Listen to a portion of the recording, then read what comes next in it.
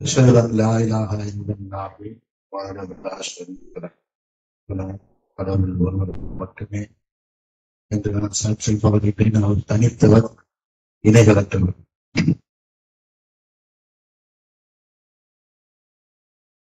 அத்தியாயம் 2, 181. நிலவின் தோற்றங்களை பற்றி அவர்கள் உம்மிடம் கேட்கின்றனர். கடவுள் சொல்றாங்க, நிலவின் தோற்றங்கள் பாகங்களை குறிக்கக்கூடியதாக, காலம் காட்டக்கூடியதாக இருக்கு அப்படின்னு சொல்லிட்டு இங்க தொடர்ந்து சொல்றாரு. என்ன சொல்றாருன்னா, நன்னறினா என்ன அப்படிங்கிறத கடவுள் இங்க சொல்றாரு. கட்டளைகளை கடைபிடிப்பதும் வெளிப்படையாக இருப்பதுமே நன்னறியான காரியங்களாகும். அதாவது சுற்றி வளைத்து பேசாதீர்கள் இங்க தலைப்பு இருக்கும், தலைப்பு கொடுத்திருப்பாரு. நீங்க நன்னறி அப்படிங்கிற அந்த வரையறையே என்னன்னா, கட்டளைகளை கடைபிடிக்கிறதும் வெளிப்படையா நம்ம இருக்கிறோம் தான் அப்படிங்கிறத கடவுள் சொல்றாரு. இதுதான் நன்னறியினுடைய அடிப்படையா இருக்கு. அதாவது கட்டளைகளை கடைபிடிக்கிறது நம்ம எடுத்தோம்னா, அவர் நாடியோட கட்டளை இடுவார். அதாவது இப்ப கொழுப்பு தடை பண்றாரு, கொழுப்பு அனுமதிக்கிறார். நோன்பு கால இரவுகள்ல உடல் உறவை தடை பண்றாரு, அனுமதிக்கிறார். அதே போல இந்த குரானுக்கு பின்னால்தான் யார் யார திருமணம் செய்ய தடைங்கிற சட்டமே வரும். அதுக்கு முன்னால வரைக்கும் அந்த மாதிரியான சட்டங்கள், அது வேற மாதிரியான சட்டங்கள் இருக்கும் இல்லையா? ஒரு தெளிவான சட்டம் எப்ப வருதுன்னா, குரானுக்கு பின்னால்தான் அந்த சட்டம் யாரை நீங்க திருமணம் செய்யக்கூடாது. ஏன்னா அதுக்கு முன்னால அந்த சட்டம் பொருந்தாரு. முதல் மனிதன் ஜோடியா படைக்கும் பொழுது அங்கே அந்த சட்டத்தை பொருத்த முடியாது. அப்போ இந்த மாதிரி கடவுள் அவருடைய நாலேஜின் அடிப்படையில அவர் நாடியதை கட்டளைடுவார். இப்ப ஒளி செய்யணும்னா, தொழுவதுனால ஒளி செய்யறதுன்னா அது நம்மளுக்கு சுத்தப்படுத்துறது கிடையாது, ஒரு சடங்கு. இப்ப அவர் சொல்றதை நம்ம செய்யறோமா இல்லையாங்கிறதுதான் நமக்கு ஒரு சோதனையா இருக்கு அப்படின்னு நம்ம பார்க்கிறோம். அதே போல 23:61 பார்த்தோம்னா, பலவிதமான செயல்பாடுகள்ல இந்த பூமியில போட்டி நிலவுறத நம்ம பார்க்கிறோம். அதாவது ஒருத்தர் உணவு சேர்க்கிறதுல போட்டியா இருக்கு. குழந்தைகள் பிறப்புல போட்டி இருக்கு. ஆண் குழந்தை, பெண் குழந்தை, இந்த மாதிரி பலவிதமான போட்டிகளை செய்யறாங்க. படிப்புல, வேலையில, வியாபாரத்துல, இந்த மாதிரி ஒவ்வொரு காரியத்திலையும் கடுமையான ஒவ்வொரு மனிதர்களுக்கும் இடையில போட்டிகள் நடந்துட்டே இருக்கு, பார்க்கிறோம். ஆனா கடவுள் என்ன சொல்றாருன்னா, நீங்க அவர் நம்பிக்கையாளர்களை பற்றி, நன்னறியாளர் அப்படின்னு சொல்லும்போது, அவர்கள் நன்னறிகள் புரிவதற்கு விருப்பத்துடன் விரைபவர்களாகவும் அதில் போட்டி போடக்கூடியவர்களாகவும் இருப்பாங்க. அவங்க அதை எப்படி செய்யறாங்கன்னா, ஒரு போட்டி மனப்பான்மையோட இதை செய்யணும் அதை செய்யணும் அப்படின்னு போட்டி போட்டு அதை செய்யக்கூடியவங்களா, நற்பணிகள் புரியறதுக்கு ஆவலுடன் அவங்க அந்த விஷயங்களை செய்யக்கூடியவங்களா அவங்க இருக்கிறாங்க அப்படிங்கிறத கடவுள் சொல்றாரு. கடவுள் நம்ம கூட எப்பயுமே இருப்பாரு அப்படிங்கிறத நம்ம பார்க்கிறோம். நம்பிக்கை கொண்டு நீங்கள் நன்னறியான காரியங்கள் புரிகின்ற வரையில் கடவுள் உங்களுடன் அவர் இருக்கின்றார் அப்படின்னு சொல்றாரு. கடவுள் என்ன சொல்றாருன்னா, அவரே சொல்றாரு, நான் உன்னோட இருப்பேன், நீ இந்த மாதிரி இருந்தேன், நான் உன்னோட கூட இருக்கிறேன் அப்படிங்கிறத சொல்றாரு. 24:55 அவர்களை இந்த பூமியின் மீது இதற்கு முன்னர் நாம் நம்பிக்கை கொண்டு நன்னறியான காரியங்கள் செய்தவர்களை எப்படி இந்த பூமியில ஆட்சியாளர்களாக ஆக்கினோமோ, அதை போல உங்களையும் நாம் ஆட்சியாளர்களாக ஆக்குவோம் அப்படின்னு சொல்றாரு. இந்த ஆட்சியாளர்களா ஆக்குறது பற்றி பின்னால் அந்த தொடர்ந்து நம்ம அந்த கண்டினியூட்டியை பார்த்தோம்னா, உங்களுக்கு பயம் இருந்த இடத்தில் பாதுகாப்பையும் மற்றும் அமைதியையும் அவர் மாற்றி அமைத்தார். இப்போ 30:44 நம்ப மறுப்பவர்கள் அவங்களுடைய காரியங்கள் என்ன அவங்களுக்கு செய்யுதுன்னா, அவங்களுடைய ஆன்மாவுக்கு அது கேடு விளைவிக்கக்கூடியதா இருக்கு. நன்னறியாளர்களுடைய காரியங்கள் அவர்களுக்கு என்ன செய்யுது அப்படின்னு நம்ம பார்த்தோம்னா, அவர்களுடைய ஆன்மாக்களை பலப்படுத்திக் கொள்ளவும் வளர்த்துக் கொள்ளவுமே அவர்கள் அந்த நன்னறியை புரிகின்றனர். 30:44 பார்க்கணும். ஆன்மாக்கள் பலனும் வேணும், வளர்ச்சியும் வேணும். ரெண்டுமே அந்த அந்த காரியத்தினால அவங்களுக்கு நடக்குது. அதை அவங்க எதிர்பார்த்து செய்யக்கூடியவங்களா இருக்காங்க. அவங்களுடைய நோக்கமே என்னன்னா, நம்மளுடைய ஆன்மாவை வளர்த்திக் கொள்வதற்கும் ஆன்மாவை பலத்தை கூட்டுவதற்குமான அவங்களுடைய நோக்கமாக இருக்கு அப்படிங்கிறது 30-40 கடவுள் சொல்றாரு. 22 23 இந்த மாதிரி நம்பிக்கை கொண்ட நன்னறியான வாழ்க்கை நடத்துபவருக்கு நீரோடைகள் கொண்ட தோட்டங்களும் தங்கம், முத்து, பவனம், பட்டு இந்த மாதிரியான ஆபரணங்கள் எல்லாம் கொண்டு அவர்களுக்கு நாம் அருள் செய்வோம். அவர்களுக்கு தூய துணைகள் அங்கே இருக்கும். அவர்களுக்கு பட்டிலான ஆடைகள் போர்த்தப்படும். அவங்க ஆசனத்துல சொலுசா அவங்க அமர்ந்திருப்பாங்க. இந்த மாதிரியான விஷயங்கள் எல்லாம் கடவுள் சொல்றாரு. சொர்க்கத்தை பத்தி சொல்லும் பொழுது சொல்றாரு, அவர்கள் நம்பிக்கை கொண்ட நன்னதியான காரியங்கள் செய்வதன் விளைவாக இந்த மாதிரியான விஷயங்கள் எல்லாம் நம்ம அவங்களுக்கு கொடுத்தோம் அப்படிங்கிறத சொல்றேன். அதே போல உங்களுடைய காரியங்களுக்குரிய ஒரு வெகுமதியாக எவ்வளவு ஆனந்தமும் மகிழ்ச்சியும் உங்களுக்காக காத்துக் கொண்டிருக்கின்றன என உங்களால் கணிக்கவே இயலாது. நீங்க நம்பிக்கை கொண்ட நன்னதியான காரியங்களை நீங்க செஞ்சீங்கன்னா உங்களுடைய ஆனந்தத்தையும் மகிழ்ச்சியையும் அது எந்த அளவுக்கு அப்படிங்கிறத உங்களால கணிச்சு பார்க்க முடியாது, கணிக்க முடியாது. கணிப்புக்கு அப்பாற்பட்ட ஒரு விஷயமா அது இருக்கு அப்படிங்கிறது 22:17 சொல்றாரு. நம்பிக்கை கொண்டு நன்னறியான நடத்தியவர்கள் தான் சிறந்த படைப்பினங்களாக இருக்கின்றனர். நம்பிக்கை கொண்டு நன்னறியான வாழ்வு நடத்தியவர்கள் தான் படைப்பினங்களே மிகச்சிறந்த படைப்பினங்களா இருக்கிறாங்க அப்படிங்கிறத நம்ம பார்க்கலாம். இந்த மாதிரி நம்பிக்கை கொண்டு நன்னறியான வாழ்க்கை நடத்தக்கூடிய நபர்களுக்கு கடவுளுடைய பரிசுகளும் அவர் கொடுக்கின்ற ஆட்சி அதிகாரங்களும் அவர் கொடுக்கக்கூடிய வெகுமதிகளும் ஏராளமா இருக்கு. இது மட்டும் இல்ல, அந்த மாதிரியான விஷயங்களை அவங்க கணிப்புக்கு அப்பாற்பட்ட ஒரு விஷயமா இருக்கு. அவருடைய பரிசு எப்படிப்பட்டதா இருக்குன்னா, மனிதர்களுடைய கணிப்பு, நம்ம கணிக்கக்கூடிய அந்த கணிப்புக்கு மிகவும் அப்பாற்பட்ட ஒரு விஷயமா இருக்கு. அந்த அளவுக்கு மகிழ்ச்சியும் ஆனந்தமும் கடவுள் நமக்கு கொடுப்போம் அப்படிங்கிறத வாக்களிக்கிறார். இப்போ 38 பூமியில் தீமை செய்பவர்களை நாம் நடத்துவதை போன்று நம்பிக்கை கொண்டு நன்னறியான வாழ்வு நடத்துபவர்களை நாம் நடத்துவோமா? தீய மக்களை நாம் நடத்துவதை போன்று நன்னறியாளர்களை நாம் நடத்துவோமா? அதாவது கடவுளை எப்படி ட்ரீட் பண்ணுவோம், கடவுள் எப்படி மனிதர்களை ட்ரீட் பண்றாரு அப்படிங்கிறத பற்றி நம்ம இந்த வசனத்துல பார்க்கிறோம். 38-28. அதாவது நம்பிக்கை கொண்ட நன்னறியான வாழ்க்கை நடத்தக்கூடிய மக்களை கடவுள் எப்படி ட்ரீட் பண்றாரோ, எப்படி நடத்துறாரோ, அது போல நம்ம நடத்துவர்களை நடத்த மாட்டோம் அப்படிங்கிறது கடவுள் சொல்றாரு. இதை தொடர்ந்து நம்ம பார்த்தோம்னா இதுக்கு கண்டினியூட்டியா அந்த இன்னொரு வசனம் என்னன்னா 45-21 பார்த்தோம்னா, நம்பிக்கை கொண்டு நன்னறியான வாழ்வு நடத்துபவர்களை போன்று அதே விதமாக தீய செயல்கள் புரிபவர்களை நாம் நடத்துவோம் என்று அவர்கள் எதிர்பார்க்கின்றனர். அவங்க பெற்றவங்க என்ன எதிர்பார்க்கிறாங்கன்னா, நம்பிக்கை கொண்டவர்கள் நடத்துற மாதிரிதான் நம்மளை நடத்துவாரு அப்படின்னு அவங்க எதிர்பார்க்கிறாங்களா? அந்த மாதிரி நான் நடத்த மாட்டேன் அப்படிங்கிறத சொல்றாரு. அவர்களுடைய வாழ்வும் அவர்களுடைய மரணமும் ஒரே மாதிரி இருக்க முடியுமா? உண்மையில் அவர்களுடைய தீர்ப்பு தவறானதே ஆகும்.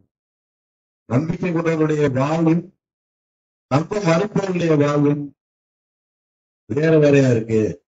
அதே போல நம்பிக்கை கொண்டவர்களுடைய மரணமும் நம்ப மறுக்கக்கூடியவர்களுடைய மரணமும் வேற வேறையா இருக்கு அப்படிங்கிறத கடவுள் சொல்லிட்டு என்ன சொல்றாருன்னா, அந்த மாதிரி நீங்க 2 பேரும் ஒன்றுன்னு நீங்க நினைச்சீங்கன்னா உங்களுடைய தீர்ப்பு ரொம்ப தப்பு அப்படிங்கிறத சொல்றாரு. அது மாதிரி இதை தொடர்ந்து அந்த கண்டினியூட்டியான இன்னொரு வசனம் என்ன பார்த்தோம்னா 16-97 அவர்கள் இவ்வுலகிலும் நல்ல வெகுமதிகளை பெறக்கூடியவர்களா இருக்கு. நம்பிக்கை கொண்டு நன்னறியான காரியங்கள் செய்யக்கூடியவர்கள் இந்த உலகத்திலே அவங்க நல்ல வெகுமதிகளை பெறக்கூடியவர்களா அவங்க இருக்கிறாங்க. மறுஉலகத்துல அவர்களுடைய வெகுமதிகள் கொடுக்கப்படும், முழுமையா அவங்களுக்கு கிடைக்கும் அப்படிங்கிறத சொல்றாரு. நாம இந்த வசனங்களை எல்லாம் பார்க்கும் பொழுது இந்த மாதிரியான விஷயங்கள் எல்லாம் இப்ப நாம எப்படிப்பட்டவர்களா இருக்கிறோம்னா, நாம கடவுள் மீது நம்பிக்கை கொண்டவர்களா நம்மால் இயன்ற நன்னறியான காரியங்களை செய்யக்கூடியவர்களா நாம இருக்கோம். அப்படி இருக்கும்போது பலவிதமான மனிதர்களுடைய நம்ம மத்தியில் உள்ள சில மக்களுடைய எண்ணங்கள் எப்படின்னா, நாம ஒரே காலமா நாம இப்படி கஷ்டப்பட்டுட்டே இருக்குது. அதாவது நம்ம மறுக்கிறவங்க நல்லா தானே இருக்கான், நாம ஏன் இப்படி தொடர்ந்து கஷ்டத்துல இருக்கணும் அப்படிங்கிற ஒரு எண்ணத்தை சாத்தான் ஏற்படுத்தப்படுறான். அதே மாதிரி ஏன் எல்லாரும் ஒரே மாதிரி தானே இருக்கிறாங்க, கஷ்டம் துன்பம் இதெல்லாம் ஒரே மாதிரி தான் இருக்கு. நம்ம நம்பிக்கை கொண்ட நன்மையான வாழ்வை நடத்தினா நம்மள ராஜாக்களாகவும் ராணியாகவும் ஆக்குவோம் கடவுள் சொல்றாரு. அப்படி நடக்க மாட்டேங்குது. ஏன்? அதே போல நீங்க தர்மம் செஞ்சீங்கன்னா உங்களுக்கு ஒரு நெல்மணில 700 மடங்கு அந்த நெல்மானத்தை நம்ம பார்த்தோம்னா 700 மடங்கு நாம உங்களுக்கு திருப்பி தருவோம்னு சொல்றாரு. அப்ப நம்ம தர்மம் செய்யறோம், ஒரு 500 ரூபாய் இல்ல ஒரு 1000 ரூபாய் தர்மம் செய்யணும். ஒரு 1000 ரூபாய் தர்மம் செஞ்சா ஒரு 70,000 ரூபாய் நம்மளுக்கு வேணும் அப்படிங்கிற அந்த நினைப்புல தர்மம் செஞ்சா அது வருமா வராது. அப்ப விஷயம் என்னன்னா, அந்த அளவுக்கு உண்டான 700 மடங்கு உண்டான அந்த நன்மை பயனை உங்களுக்கு கடவுள் கொடுக்குற. இப்ப நீங்க 1000 ரூபாய் தர்மம் பண்ணீங்கன்னா உங்களுக்கு 70,000 கிடைக்குன்னா இதோட பெரிய நேரத்துல எதுவுமே கிடையாது. நம்ம ஈஸியா அதை செஞ்சுட்டு 70,000 எங்கேயாவது வாங்கி போயிடும். ஆனா அப்படி நடக்குதா நம்மளுடைய பிராக்டிகல் லைஃப் அந்த மாதிரி இருக்கா அப்படின்னா இல்ல. ஒரு விஷயம் என்னன்னா, 700 மடங்கு அதற்குண்டான கூலியை உங்களுக்கு கடவுள் கொடுப்பாரு. இது சத்தியமான வாக்கு இல்லையா? 700 மடங்கு உங்களுக்கு அந்த கூலியை கொடுக்கக்கூடியவரா கடவுள் இருக்கிறாரு. அந்த மாதிரியான ஒரு கூலி யாருனாலே கொடுக்க முடியாது அப்படின்னு தோணும். நீங்க கணிக்க முடியாத அளவுக்கு பிரம்மாண்டமானதா இருக்கும் இந்த மறுவுலக வாழ்வு அப்படிங்கிறது. நீங்க நடத்த விட்டு நோயாளிகள் தப்பிச்சா கூட உங்களுடைய வாழ்க்கை உங்களை கணிக்கவே முடியாது. நம்ம இந்த பூமியில நாம மிஞ்சி போனாலும் ஒரு நல்ல ஒரு குளிர்ச்சியான ஒரு பிரதேசம் இல்ல நதிகள் ஓடிக்கொண்டு இருக்கு, இந்த மாதிரி கற்பனை பண்ணி பார்க்கலாம். எப்படி வேணாலும் சுகமா இருக்கிற வாழ்க்கையை நம்ம கற்பனை பண்ணி பார்க்கலாம். ஆனா இதையெல்லாம் தாழ்ந்ததா அந்த விஷயம் இருக்கு, நம்மளுடைய கணிப்புகளுக்கு அப்பாற்பட்ட ஒரு விஷயமா இருக்கு. எப்படின்னா நரகத்தை விட்டு நீங்க நூலில தப்பிச்சா கூட போதும். அப்ப அந்த மாதிரியான ஒரு வாழ்க்கைக்கு நாம இங்க பூமியில பாடுபடுறதுக்காக இங்க வந்திருக்கோம். இப்போ இந்த மாதிரி 700 மடங்கு எனக்கு கிடைக்கல அப்படிங்கிறதுதான் நம்ம அது எப்படின்னா கடவுள் அந்த அளவுக்கு உங்களுக்கு 700 மடங்கு அதை அதிகப்படுத்தி உங்களுக்கு தருவார். அந்த தருவது எப்படிப்பட்டவர்கள்னா உங்களுடைய கணிப்புக்கு மேல அப்படிங்கிற நம்ம பார்க்கிறோம். இந்த பூமியை பொறுத்த வரைக்கும் நம்பிக்கையாளர்கள் நம்ப மறுப்பவர்கள் அப்படிங்கிற ஒரு ரெண்டு கேட்டகரி தான் இருக்கிறாங்க அப்படிங்கிறது குரான் நம்ம பார்க்கிறோம். இந்த நம்பிக்கையாளர்கள்ல பலவிதமான மனிதர்கள் இருப்பாங்க. அவங்க எப்படின்னா சில நயவஞ்சகர்கள் கூட இருப்பாங்க அப்படிங்கிறத கடவுள் சொல்றாங்க. அவர்கள் அவங்க பாவமன்னிப்பு கேட்கிறாங்க, மீட்டுக் கொள்றாங்க அப்படிங்கிறத கடவுள் சொல்றாங்க. அதே போல ஆத்ம சுத்திகரிப்பு ஸ்தலத்துக்கு தகுதியான ஆன்மாக்களும் இங்க இருக்கிறாங்க, வாழ்ந்துகிட்டு இருக்காங்க. அவங்கெல்லாம் அவங்களுடைய ஆன்மாக்களை சுவனத்திற்கு தகுதியானதா ஆக்கிக் கொள்ள முடியாதவர்களா இருக்காங்க. அந்த மாதிரியான ஆளுகளும் இங்க நம்பிக்கையாளர்கள் மத்தியில தான் அவங்க இருப்பாங்க. அவங்க கணக்கில் எடுத்துக் கொள்ளப்படக்கூடியவர்களா அவங்க இருக்கிறாங்க. கீழான சுவனத்தில் தகுதியானவர்களாக இருக்கிறாங்க, மேலான சூழத்திற்கு தகுதியானவர்களாக இருக்காங்க. இந்த மாதிரி பல கேட்டகரியில இருந்தாலும் அவங்க எல்லாம் நம்பிக்கையாளர்கள் என்ற அந்த அடிப்படையில வந்துடுறாங்க. நம்ம மறுப்பவர்கள் அப்படின்னு நம்ம பார்த்தோம்னா அவங்க கடவுளுக்கு எதிராக சண்டை செய்யக்கூடியவங்களா இருக்கக்கூடியவங்க இருக்கிறாங்க, சண்டையை விடுப்பாதவங்களா இருக்கக்கூடியவங்க இருக்கிறாங்க. அதே போல நம்ப மறுக்க மாட்டாங்க, ஆனா விஷயங்களை ஏற்றுக்கொள்ள மாட்டாங்க. அந்த மாதிரியான மக்களும் இருக்கிறாங்க. ஒரு காமன் மேன் அப்படின்னு சொல்றோம்ல, அந்த மாதிரியான மக்களையும் நிறைய பேர் நம்ம பார்க்கிறோம். அந்த மாதிரியான மக்களும் இருக்கிறாங்க. இப்ப இவங்களை எல்லாமே அந்த உறவு கேட்டீங்கன்னா கடவுள் சொல்றாரு. ஏன்னா 3 தெய்வங்களை, அதாவது கிறிஸ்தவத்தை பற்றி கடவுள் சொல்லக்கூட அவர்கள் 3 தெய்வ கோட்பாடு அவங்க வலியுறுத்துறாங்க. அவங்க நாத்திகர்களே ஆவார்கள், அதாவது நம்ப மறுப்பவர்களே அவர்கள் ஆவார்கள் அப்படிங்கிறது கடவுள் சொல்றாரு. ஒரு கடவுளை தவிர மற்ற நீங்க 2, 3, 4, 5 எப்படி போனாலும் சரிதான், அது நாத்திகத்துலதான் போய் முடியும், நம்ப மறுக்கிறதுலாம் போய் முடியும் அப்படிங்கிறத நம்ம பார்க்கிறோம். இதுதான் நம்பிக்கையாளர்கள் நம்ப மறுப்பவர்கள்ல பல கேட்டகரிகள்ல இருக்கிறாங்க அப்படின்னு நம்ம பார்க்கிறோம். இந்த பூமியில ஒரு ஒரு மனிதன் பிறக்கிறது, குழந்தையா பிறகுறான், பின்னால வளர்றான், வாலிபம் அடைகிறான், பின்னால வயதிகளாகி இறந்து போயிடும். இதுதான் இந்த மனிதனுடைய வாழ்க்கையில் உள்ள நடைமுறையா. மனித வாழ்க்கையில் ஒரு 100 வருஷமா 200 வருஷமா எப்படியோ ஒரு வயதிகமாகி இறந்துதான் அப்படின்னு நம்ம பார்க்கிறோம். நம்ம மனிதனா இருக்கிறதா நம்ம பார்க்கிறோம், நமக்கு தெரியும். இது மட்டும் நமக்கு தெரியல, இன்னும் பல விஷயங்கள் நம்ம பார்க்கலாம். இந்த மனிதர்களுக்கு ஏற்பட்ட உணவுகள், உடைகள், இருப்பிடங்கள், அதுபோல கஷ்டம், துன்பம், கவலை, நோய், பாசம், அன்பு, நேசம், இந்த மாதிரி பல விதமான விஷயங்களும் எப்படிப்பட்டதா இருக்குன்னா நம்ம எல்லாத்துக்குமே பொதுவானதா, எல்லா மனிதர்களுக்கும் பொதுவான ஒரு விஷயமா. இதெல்லாம் நமக்கு தடுத்து வைத்த விஷயமா இல்ல. அதாவது நம்ம உணவு சாப்பிடறோம்னா நம்பிக்கையாளர்களும் வாங்கி சாப்பிடுறாங்க, நம்ம மனிதர்களும் உணவு சாப்பிடுறோம். அதுலயும் ஏழை இருக்கா பணக்காரன் இருக்கா, இதுலயும் ஏழை இருக்கா பணக்காரன், இதுல கஷ்டம் துன்பம் எல்லாமே எல்லா மனிதர்களுக்கும் வர்றதை நம்ம பார்க்கிறோம். இந்த மாதிரியான வரும்போது என்ன செய்யறாங்கன்னா எல்லாத்துக்கும் உலக மாற்றமா நடக்குது. என்னப்பா எல்லாம் மனுஷனா அப்படி அவ்வளவுதான் அன்பு செலுத்திட்டு போயிட்டே இருக்காங்க, கடவுள்னா ஒண்ணும் கிடையாது. ஏன்னா எல்லாத்துக்கும் கஷ்டம் வருது போகுது. நீ கஷ்டம் வந்தா நீ நீ கடவுள்கிட்ட பிரார்த்தனை பண்ணுங்க, உங்களுக்கு கஷ்டம் நீங்கன்னு சொல்ற. கடவுள்கிட்ட பிரார்த்தனை பண்ணாத ஒருத்தருக்கு போகத்தானே செய்யுது.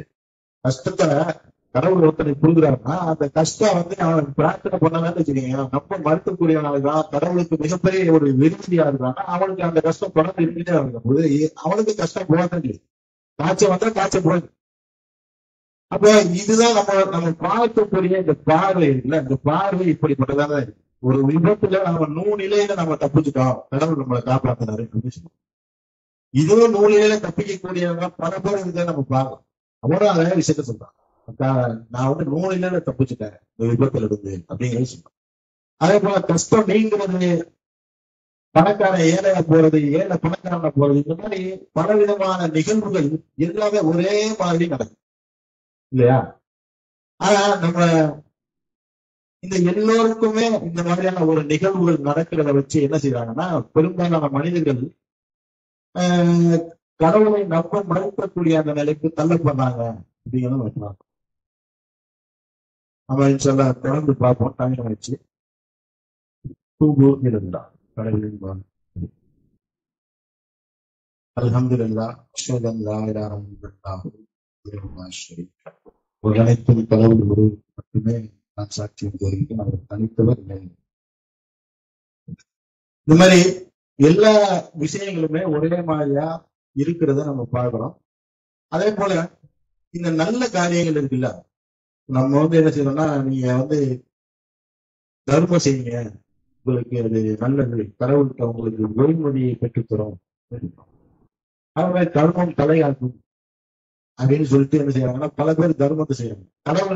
கடவுள் என்ன சொல்றாங்கன்னா அவர்கள் விரும்பிய அவர்கள் தர்மம் செய்யறாலும் அவர்களுடைய தர்மங்கள் ஏற்றுக்கொள்ளப்படாது கடவுள் சொல்றாங்க. ஆனா பொதுவான பார்வையில என்ன இருக்குன்னா இந்த மாதிரி தர்மம் செய்யறது, உணவளிக்கிறது, ஏழைகளுக்கு நீங்க உணவளிங்க அப்படின்னு சொல்றாரு, ஆடையை அணிவீங்க அப்படின்னு சொல்றாரு. இது மாதிரியான காரியங்கள் எல்லாம் எல்லா மனிதர்களும் செய்யறத நம்ம பார்க்கிறோம். இந்த மாதிரியான காரியங்கள்லாம் நம்பிக்கையாளர்கள் மட்டும் தான் செய்யறாங்களா அப்படின்னா இல்ல, எல்லா மனிதர்களும் இந்த மாதிரியான காரியங்களை செய்யக்கூடியவர்களா இருக்கிறாங்க அப்படிங்கிறத நம்ம பார்க்கிறோம். அதே போல மக்களிடத்தில் அன்போட நடந்துக்கக்கூடியவங்களா இருக்கிறாங்க, நேசத்தோட இருக்கக்கூடியவங்களா இருக்கிறாங்க, நேர்மையா இருக்கக்கூடியவங்க இருந்தாங்க. இந்த மாதிரி எல்லா விதமான மனிதர்களும் எல்லா இடத்துலயும் இருக்கிறத பரவலா இருக்கிறத நம்ம பார்க்கிறோம். இதெல்லாம் கடவுள் நமக்கு ஏவக்கூடிய செய்தியா இருக்கிறதே நம்ம பார்க்கணும் இல்லையா? இதெல்லாம் கடவுள் நமக்கு ஏவக்கூடிய செய்தியா இருக்கு. இந்த மாதிரியான காரியங்கள் எல்லா நிலைகளிலும் எல்லா மனிதர்களையும் இருக்கு. இதை நம்ம பிராக்டிக்கலா நம்ம பார்த்துட்டு இருக்கோம், நம்ம பார்க்கலன்னு சொல்ல முடியாது. அப்போ இப்ப என்ன வேறுபாடு கடவுள் சொல்றாரு இல்லையா? அதாவது நம்பிக்கையாளர்களை, நம்பிக்கை கொண்டு நன்னதையான வாழ்வு நடத்தக்கூடியவர்களை நடத்துவதை போன்று நம்ம மருத்துவர்களை நாம் நடத்துவோம் என்று நீங்க நினைக்கிறீங்களா அப்படின்னு கேட்கறதுல அப்ப எப்படி இந்த மாதிரியான டிஃபரன்சியேட் நம்ம எங்க வருது, இந்த மாதிரியான வேறுபாடு நாம எப்படி புரிஞ்சுக்கிறது அப்படிங்கிறத நம்ம பார்த்தோம்னா நமக்கு இடையில என்ன வேறுபாடு இருக்கு. எல்லா மனிதர்களுமா ஒரே மாதிரியான செயல்பாடுகளை செய்யறோம், ஒரே மாதிரியான விஷயங்கள் வருது, கஷ்டம் வந்தா போகுது, துன்பம் வந்தா போகுது, இந்த மாதிரியான எல்லா விஷயங்களும் ஒரே மாதிரி. என்ன வேறுபாடு இருக்கு அப்படின்னு நம்ம பார்த்தோம்னா நம்முடைய நம்பிக்கை மட்டும்தாங்க வேறுபாடு. நாம நம்பிக்கையாளர்கள் எந்த ஒரு காரியமா இருந்தாலும் சரிதான், அவங்களுக்கு கடவுள் அருள் செய்தாலும் சரி, அவங்களை துன்பப்படுத்தினாலும் சரி, அவர்களுக்கு கஷ்டம் நேர்ந்தாலும் சரி, துன்பப்படுத்தினாலுங்கிறது தவறாது. கஷ்டம் அவங்களுக்கு வந்தாலும் சரி, துன்பம் வந்தாலும் சரி, கடினமான சூழ்நிலைகள் அவர்களுக்கு ஏற்பட்டாலும் சரிதான், நோயில் வாய்ப்பட்டாலும் சரிதான், எந்த மாதிரியான ஒரு சூழ்நிலையில் அவர்கள் இருந்தாலும் அவங்க கடவுளை சார்ந்தவர்களா அவங்க இருப்பாங்க, கடவுளிடம் திரும்பக்கூடியவங்களா இருப்பாங்க. அவங்களுடைய நம்பிக்கை முழுவதுமான கடவுளை சார்ந்த நிலையில இருக்கும். நம்ம மறுக்கக்கூடியவர்களை பொறுத்த வரைக்கும் அவர்கள் கடவுளிடம் பிரார்த்திக்கவும் மாட்டாங்க. தேவைப்பட்டா பிரார்த்திப்பாங்க. சில பேர் நம்ம பார்க்கணும், அவங்களுக்கு தேவைப்படும் போது பிரார்த்திப்பாங்க, தேவையில்லாத போது அவங்களே நாளாப்பா செஞ்சேன் அப்படின்னு சொல்லிட்டு போயிடுவாங்க. இதுதான் நடைமுறையில நம்ம இருக்கிறது பாருங்க. இதுவும் நடைமுறையில இருக்கு இல்லையா? அது எப்படி நடைமுறையில இருக்கோ அது போல இதுவும் நடைமுறையில. நம்பிக்கையாளர்கள் எதை அனுபவிக்கிறாங்க வித்தியாசமா அப்படின்னா, கடுமையான வெயில் போடுதுன்னா நம்ம ஒரு மரத்தினுடைய நிழல்ல போனோம்னா நமக்கு ஒரு குளுமை கிடைக்கும். நம்ம போய் நம்மளுடைய அந்த அனலை குறைச்சி கொள்வதற்கு ஒரு உண்டான ஒரு இடமா அது இருக்கு அப்படின்னு நம்ம பார்க்கணும்.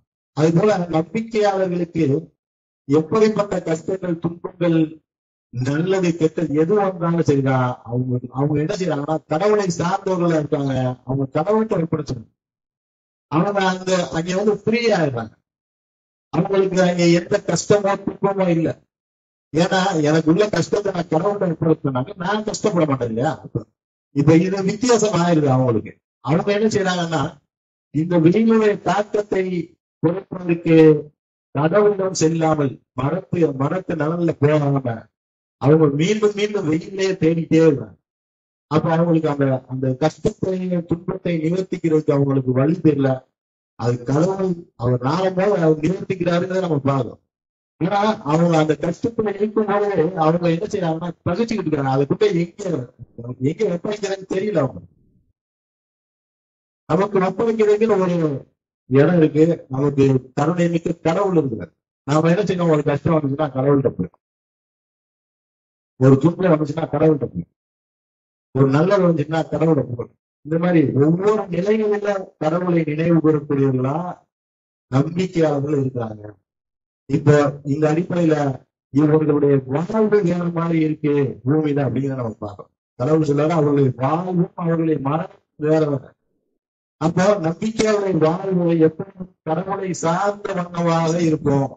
நாம பெரும்பாலான மனிதர்கள் நாம என்ன செய்யறோம்னா எல்லாத்துக்கும் ஒரே மாதிரிதான் நடக்குது, நம்ம ஏன்பா கடவுளை வழிபட்டு இருக்கணும், ஏன் இவ்வளவு கஷ்டம் தொடர்ந்து இருந்துகிட்டே இருக்கணும் அப்படிங்கிறத நினைக்கிறேன் இல்லையா? இதெல்லாம் தாண்டி நம்மளுக்கு எல்லா மனிதர்களுக்கும் உள்ள நம்பிக்கையாளர்களுக்கும் நம்ம மருத்துவர்களுக்கும் உள்ளது நம்பிக்கை மட்டும்தான் வித்தியாசமா இருக்கு, மற்ற எல்லாம் ஒரே மாதிரி தான். ஏன்னா கடவுள் சொல்றாரு உங்களுக்கு நாம் வெற்றி தோல்வியை மாறி மாறி வர செய்வோம், வெற்றி தோல்வி கூட அவனுக்கு மாறிதான் வரும் அப்படிங்கிறத கடவுள் சொல்றாரு. இன்னும் இதை போன்ற நிறைய வசனங்களை நம்ம குரான்ல பார்க்க முடியும். அதாவது நீங்கள் நம்பிக்கை கொண்டு நன்மையான வாழ்வு நடத்தி கொண்டிருக்கும் நிலையில் உங்களை கஷ்டப்படுத்தினால் என்ன லாபம் அடைய போயிடும், உங்களை கஷ்டப்படுத்தினா எனக்கு என்ன லாபம் அப்படின்னு கடவுள் கேட்கிறது. அப்ப நம்ம நினைக்கலாம் நம்பிக்கையோட நன்மையான வாழ்க்கை நடத்தினா நம்மளுக்கு கஷ்டமே இல்லை. ஆமா, அது சத்தியம்தான். ஆனா இந்த பூமியில பிறக்கக்கூடிய ஒவ்வொரு மனிதனும் கஷ்டத்துக்கு இல்லாம அதை தாண்டி போக முடியலன்னா அவன் உண்மையிலே அதுக்குதான் தகுதியானவனா இந்த பூமியில நம்ம வந்து போடக்கூடாது அப்படிங்கிறது தெரியும். நம்பிக்கையோட நன்மையான வாழ்க்கை நடத்தி கொண்டிருக்கும் நிலையில உங்களை கஷ்டப்படுத்தி நாம என்ன சாதிக்க போறோம் அப்படின்னு கடவுள் என்ன லாபம் அப்படின்னு கடவுள் கேட்கிறாருன்னா, நம்ம அப்படி இருந்தோம்னா எந்த கஷ்டமும் நமக்கு வராது. இதுதான் சத்தியம். இது கடவுளுடைய வாக்கு. ஆனா நம்ம பார்க்கிறோம், நபிமார்கள், தூதர்கள், நல்லடியார்கள் எல்லாரும் பல கஷ்டங்களை போடுறாங்க, துன்பங்கள் போடுறாங்க, அவதிப்படுறாங்க. அவங்களுடைய வெற்றி எங்கன்னு கேட்கக்கூடிய அளவுக்கு அலங்கரிக்க போறாங்க அப்படிங்கிறது கடவுள் சொல்றார். அப்போ அதற்கு தகுதியானவர்களாதான் எல்லா மனிதர்களும் இந்த பூமியில வந்து பிறக்கணும் அப்படிங்கிறத நம்ம பார்க்கிறோம். இந்த அதை போன்ற ஒரு மனிதனா இந்த பூமியில இல்ல. அதான் நம்ம நிதர்சனத்துல நம்ம பார்க்கக்கூடிய விஷயம். அதாவது எந்த ஒரு கடவுள் கஷ்டப்படுத்த மாட்டேன்னு சொல்றாருல, கஷ்டம் நான் வரவே வராதுன்னு சொல்றாரு. அந்த மாதிரியான ஒரு மனிதனே இல்லைங்கிறத நம்ம பார்க்கணும். புராண அடிப்படையில் நம்ம பார்த்தோம்னா அந்த மாதிரியான ஒரு மனிதனை நம்ம பார்க்க முடியும். எல்லாரும் அதை சந்திச்சுதான் ஆக வேண்டியிருக்கு அப்படிங்கிறத நம்ம பார்க்கலாம். ஆனா அவருடைய வார்த்தை சத்தியமானது, இதை நம்ம மைண்ட்ல வச்சுக்கணும். அது போல ஆபிரகாமுடைய இதுல பார்த்தோம்னா அவர் என்ன சொல்றாருன்னா, நீங்க நம்பிக்கை கொண்ட நன்னறியான வாழ்க்கை நடத்துறவங்களுக்கு நீங்க கொடுங்க, அவங்க நம்ப மறுக்கிறவங்களுக்கு கொடுக்காதீங்க. அப்ப கடவுள் என்ன சொல்றாருன்னா, நான் அவர்களுக்கும் கொடுப்பேன் அப்படின்னு சொல்றேன். அவர்களுக்கும் கொடுப்பேங்கிறத என்ன இருக்குன்னா எல்லாமே இருக்கு. அவர்களுக்கு பொருளாதாரத்தை கொடுப்பேன், அவர்களுக்கு குழந்தையை கொடுப்பேன், அவங்களுக்கு வெற்றியை கொடுப்பேன். நீங்க எல்லாம் கடவுள்கிட்ட வந்து கிடைக்குது, அது எல்லாத்தையும் கொடுப்பாரு கடவுள் இந்த பூமியிலே. அவங்க அது எல்லாத்தையும் நம்ம அதுல உள்ளடக்கி பார்த்துக்கலாம். எல்லா விஷயமும் அவங்களுக்கு கிடைக்கும் அப்படிங்கிறத நம்ம பார்க்கலாம். அதுபோல 172 பார்த்தோம்னா, வன்கொடுமைக்கு பின்னரும் கடவுள் மற்றும் தூதருக்கு மறுமொழி அளித்தவர்கள், அதாவது அவங்க வந்து ஆல்ரெடி வன்கொடுமையில இருக்காங்க, வன்கொடுமையை அனுமதிச்சுட்டு இருக்காங்க. நாம நினைக்கிறோம், அதாவது நம்பிக்கை கொண்ட நன்மையான வாழ்க்கை நடத்தக்கூடியவர்கள ஏழைகளே இருக்க மாட்டாங்க, அடிமைகள் இருக்க மாட்டாங்க, வன்கொடுமைக்குள்ளானவர்கள் இருக்க மாட்டாங்க, துன்பப்படுறவங்க இருக்க மாட்டாங்க அப்படின்னு நினைக்கிறேன். எல்லா மனிதர்களும் இருப்பாங்க.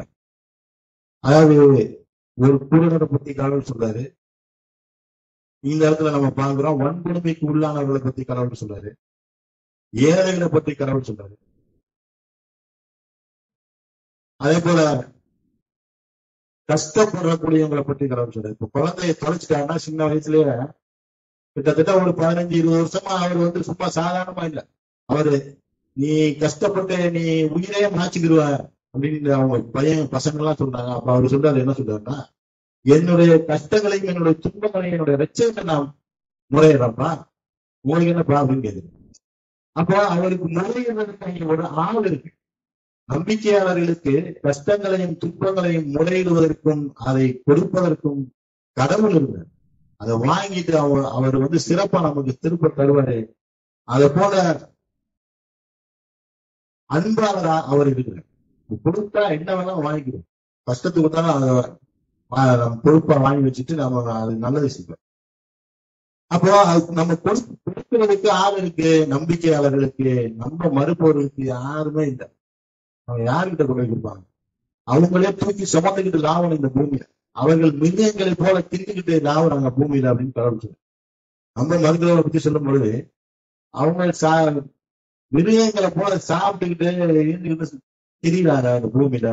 ரொம்ப அது ஒரு பெஸ்டான ஒரு வேர்டு தான். நம்ம அதை பார்த்தோம்னா அந்த அளவுக்கு கீழான ஒரு நிலையில கடவுள் அவங்களை பற்றி சொல்லும் பொழுது சொல்றாரு அப்படின்னு நம்ம பார்க்கணும். ஏன் எங்களுக்கு இந்த நிலை அப்படின்னு அவங்க கேட்கல. வன்கொடுமைக்கு பின்னரும் கடவுளுக்கும் அவருடைய தூதருக்கும் கீழ்ப்படியக்கூடியவர்கள் அவங்க இருந்தாங்க.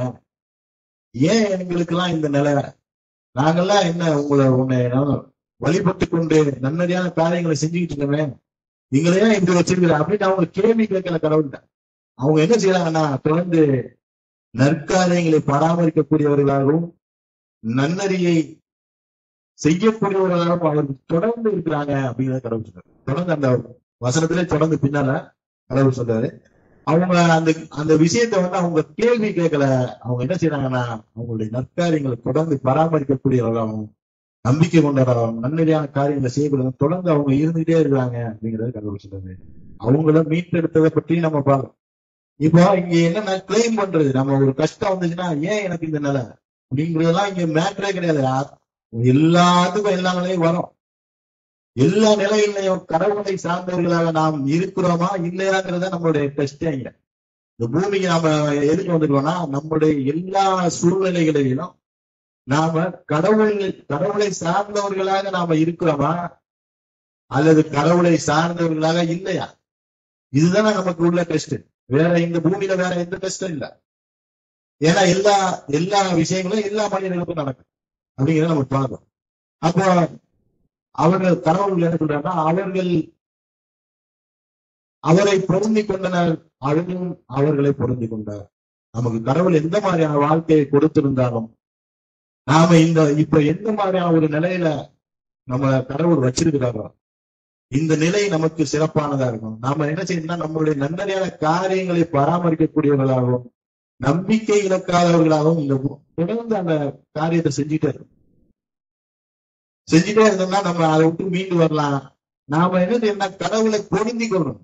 நம்மளுடைய காரியம் நம்முடைய நிலைக்கு தக்கவாறு கடவுளை நம்பிக்கை கொள்ளாம நாம எந்த நிலையில இருந்தாலும் கடவுளை நாம பொருந்தி கொள்ளலாம். இதுதான் கடவுள் நமக்கு சரியானதான் செஞ்சிருக்கிறார் அப்படின்னு கடவுளை நீங்க புரிஞ்சுக்கணும். அவர் உங்களை பொருந்தி கொள்வார். இந்த வாழ்க்கையில அதை தவிர நமக்கு வேற எந்த விஷயமும் இல்லை அப்படிங்கிற நாம முதல்ல உணர்ந்துக்கணும். இந்த நம்பிக்கை மட்டும்தான் இந்த மனிதர்களுக்கு இடையில உள்ள வேறுபாடா இருக்கு. இந்த நம்பிக்கையை நாம உறுதிப்பாட்டுடன் தொடர்ந்து நம்முடைய நன்னறியான காரியங்களை உறுதிப்பாட்டோட தொடர்ந்து பராமரிக்கணும். நாம எந்த நிலையில இருந்தாலும் நமக்கு ஏன் இந்த நிலை அப்படின்னு எதிர்கேள்வி கேட்காத நிலையில எல்லா நிலைகளிலும் கடவுளை வழிபடக்கூடியவர்களா, கடவுளுக்கு சரணடையக்கூடியவர்களா, கடவுள் மீது பக்தி செலுத்தக்கூடியவர்களா, கடவுளுக்கு அர்ப்பணிக்கக்கூடியவர்களா இந்த பூமியில் வாழ்ந்து மரணிக்க வேண்டும் என்று எல்லாம் உள்ள அந்த கடவுளை விரும்பி பிரார்த்தித்து இந்த உரையை நிறைவு செய்கின்றேன்.